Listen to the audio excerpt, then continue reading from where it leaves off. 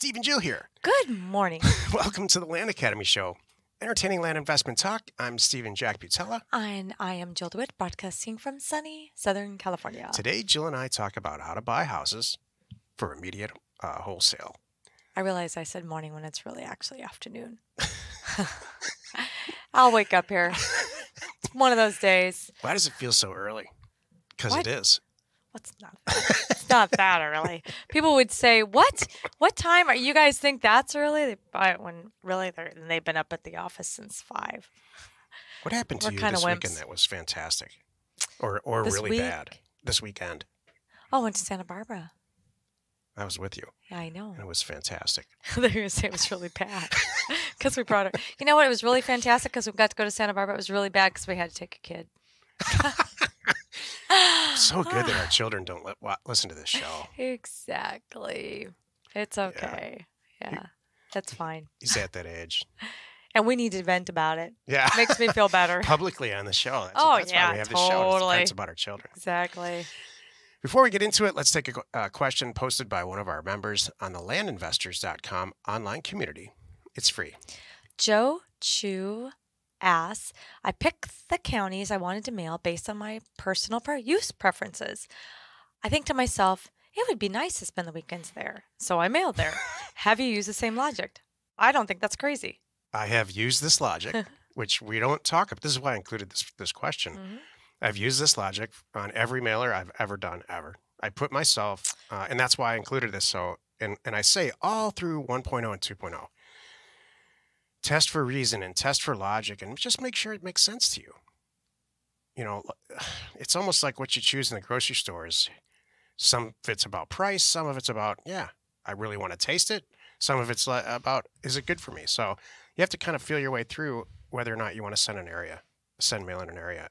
But I will say this triggered something for me for some reason when I read it, because I'm never going to mail an area just for financial reasons. And that's it. You know, because Jill and I buy and sell real estate all the time, and we do it based on, this is a good deal. Sometimes if the deal's really right, I get this feeling like, maybe we should keep this. Yeah. This is such a good deal financially, and it's like such a cool property. We never do. What's funny, that's why I tell people, don't go there. Don't go there. Hey, I just got my first 3 houses in there and going to close an escrow. I'm going to drive out there. Stop. Yeah. Don't, because if you fall in love with it, that'll mess it up. You don't want to fall in love with it. But at the same time, you do want to have that thought. The best deals we do, I'm like, wow, if we kept this for 10 years, it'd be unbelievable. I have to ask a question here. So along that logic, you said that I don't mail anywhere where I would not see myself there, correct? So I just thought of something that's really kind of funny. We've mailed some very interesting areas for houses. I'm like, so how low would our expenses need to get? Does that make sense? Monthly expenses? Yeah, let's just say, because we've mailed some areas that for houses that are really good hot markets, but I'm like, I would never live there. Yeah, I mean, you and I historically for more than a decade now have had a difference of opinion about what a rational cost of living should be. There we go. Okay. I'm like, because I see it funny. Jill's is here. Oh. Off the screen intentionally, and mine's right about here.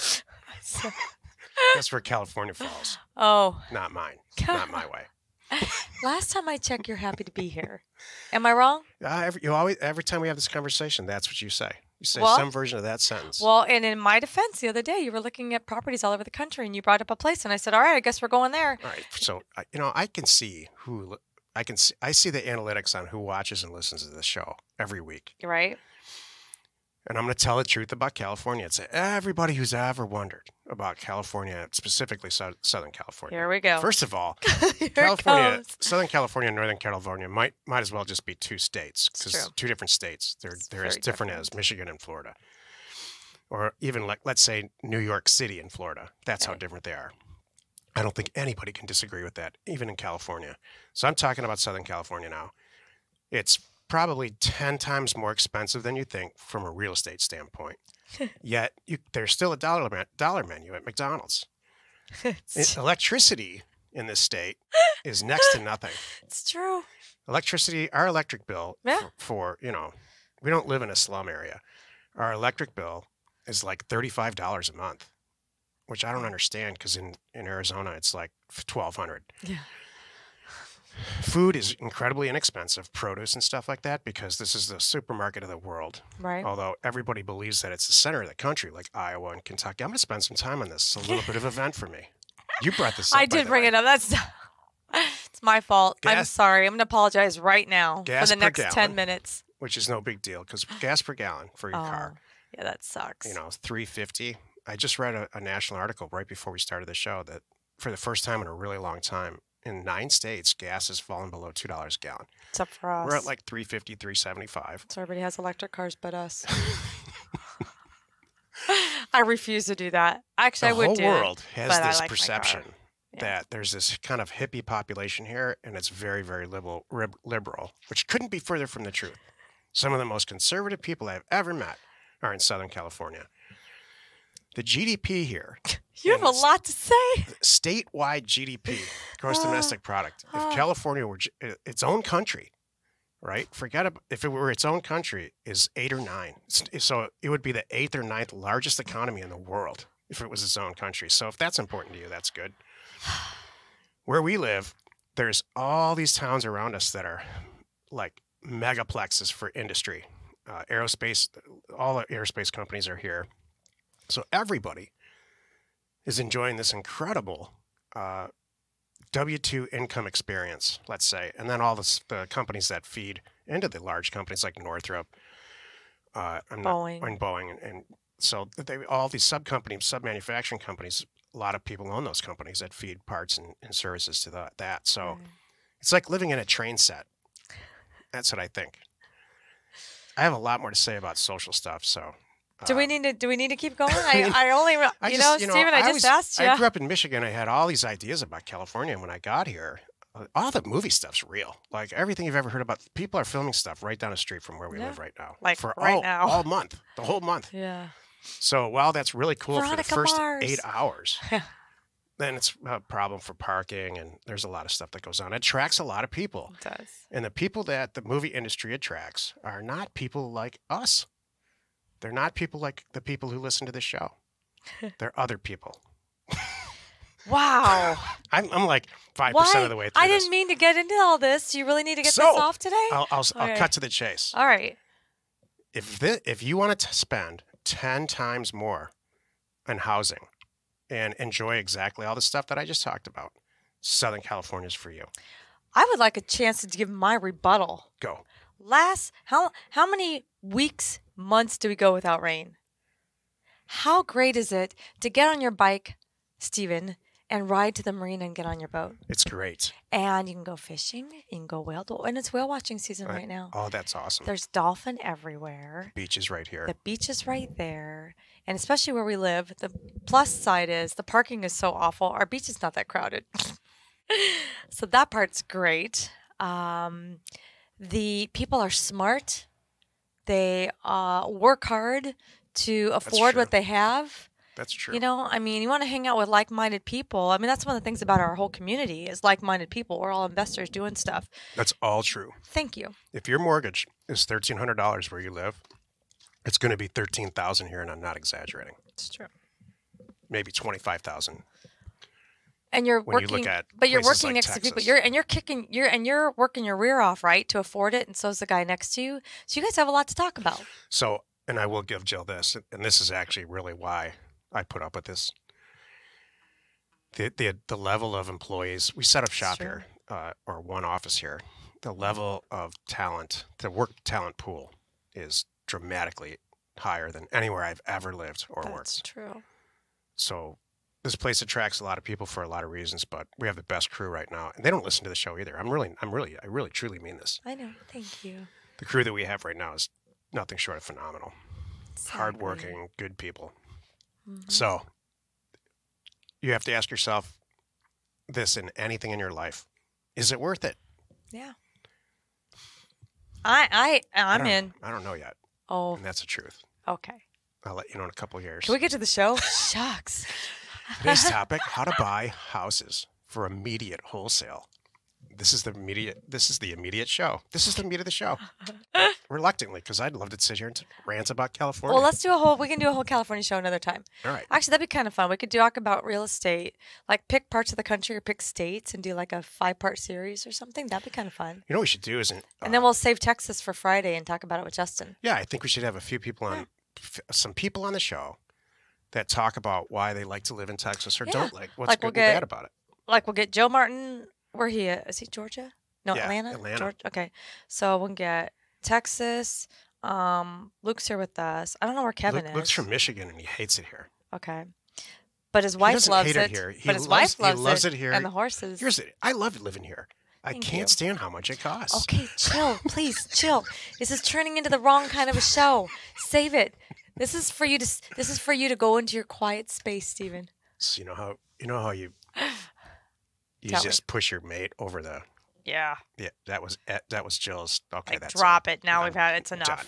Thank you. All right, back to this show. So here's my notes about how to buy houses for immediate resale. I have 3 steps. Excellent. So unlike you, I'm trying to stay on topic. You know what? And I actually showed up with notes. I'm gonna start. I want to talk about cars next. Oh no. I sold the no. last Okay, no. classic car of my. Okay, go ahead. Can we save that, Yeah, please? All yeah, right. sure. I want to talk about the show. Okay. So here's what I think about how to buy houses for immediate resale. And we're talking houses. This is in preparation for House Academy, which is in preparation for that new show. You heard it here. Okay. What I want to say is the first thing I would do is pick an area. Well, how do I do that? Well, there's all these great steps that you can kind of figure out a little bit from our current programs, but sit tight. It's going to be all spelled out for you in our next program, House Academy, but involves downloading data, red, yellow, and greening areas based on a certain criteria. So that's step 1. Step 2 to buying houses for immediate resale is line up the buyers. And that means calling, finding some builders, guys who are rehabbing, whoever you want to sell to, find them, have a conversation with them, figure out what they want. You've already got the area. You know it's a hot area. You got that. Now, again, our goal is immediate resale. So we got to find the buyers, line them up and see what they want. Not down to the last everything, but get a handful of them and get a real good feel for what they all want. They all want 3 2s, no BAS, whatever it is. And they all love this zip code over here. You have 5 people that love the zip code. Ding, ding. That's now even better. And then the last thing you do is send out the offers. Because as soon as they come back and you lock them in at your price, you know what they're worth. You know how to do this. You will know how to do this after House Academy. If you're in Land Academy, you know how to do this, right? And your buyers are standing by, waiting for you to call and waiting for you to text and tell them, here it is, go look at it. Here's the price. That's my steps. Well said. Here's what's different about wholesaling houses versus land. So this is show number, I don't know, 929. 929. I know that too. Here's what's different. We've had 920-ish shows about land, but we're talking about houses right now. Why are these guys talking about houses? I thought the name of the show is Land Academy. All the methodology that we apply to sending blind mailers out to purchase unwanted land applies to houses, but here's how it's different. There's so much more data on the internet about people purchasing and selling houses for whatever reason. Probably because real estate agents are involved. I'm not sure. Right. Or the values are different, or there's more money to be made. We don't know, but there's so much more urban data available. So it makes it easier for people like us and listeners like you to very accurately price the value of these mailers that you send out. So there's all these algorithms that are involved. Zillow, Trulia, Realtor.com. There's lots of them. When you collect all these algorithms and you take an average of them and you look at the price of an asset in a spreadsheet, let's say there's 10,000 assets that you have. It makes it very simple in a mechanical, algorithmic way to price this accurately. Whereas it's very difficult or harder, let's just say, not unaccomplishable to do with land. So it makes a strike percentage really appealing for people who are interested or haven't thought about it, but all of a sudden they're out thinking about selling their property because they got an offer from you. It sets you completely apart from everybody who's ever sent mail out to buy wholesale houses. That's how you do it. That's how you win. If you go into Bigger Pockets and type in mailer, So better yet, type in failed mailer.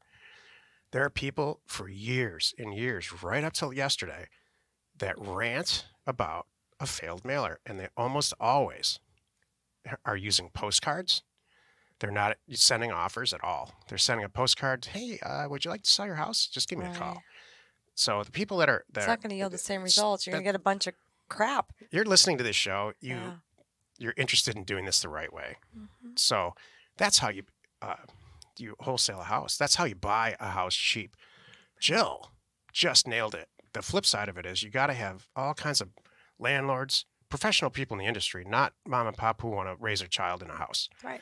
Landlords, developers, Flippers. rehabbers, and it's really easy to find these people long before you send the mailer and have a conversation with them. Hey, do you like what's zip code 85258? If you had a bunch of houses there priced at 320 grandish, or whatever the equivalent of per square, $122 a foot, could you fund those? Oh, and they're going to say, I'll say something like this. Oh, are you kidding me? I could buy 10 of those right now. Yep. Actually, 325 a foot would be better. Yep. Or 310 a foot, or whatever 110. So you're not going in blind anymore. Exactly. It's really, really like cheating. It's like if you were doing it on Wall Street, it would be the equivalent of insider information. Go ahead. No, that's it. That's all? I thought you were going to say, oh, Steve, you're crazy. No. Oh, no, you missed the point here. No, it was beautiful. Silly. Well, you did it again. You spent another 15 minutes or so listening to the Land Academy show. Join us next time where we talk about how to find a wholesale money partner fast. And we answer your questions posted on our online community, landinvestors.com. It's free. You are not alone in your real estate ambition. Yeah, no, that was kind good. of a rant. That was like we had. Did you need to get that out? I guess. Okay. You make it sound like you hate where you live. Like I don't love where I live. All right. I don't like how much it costs. Okay. So you know me. Okay. It's all linear thinking, analytical, everything. I can't leave anything alone. I can't just sit there and say, yeah, I'm so totally happy about this and accept it. I can, and I live. You know what? I got to tell you, I'm glad you brought that up because I can and I do, and I'm very happy and calm and not stressed out or worried reason that you're a happy person and you smile all the time. And thank you. And not so much. You listener, try it wherever you are. Try it. Don't be stressed. It's easier to just be relaxed. And if you need to make some changes, but don't stress about that too. Wherever you are watching or wherever you are listening, please rate us there. We are Steve and Jill. Information and inspiration to buy undervalued property.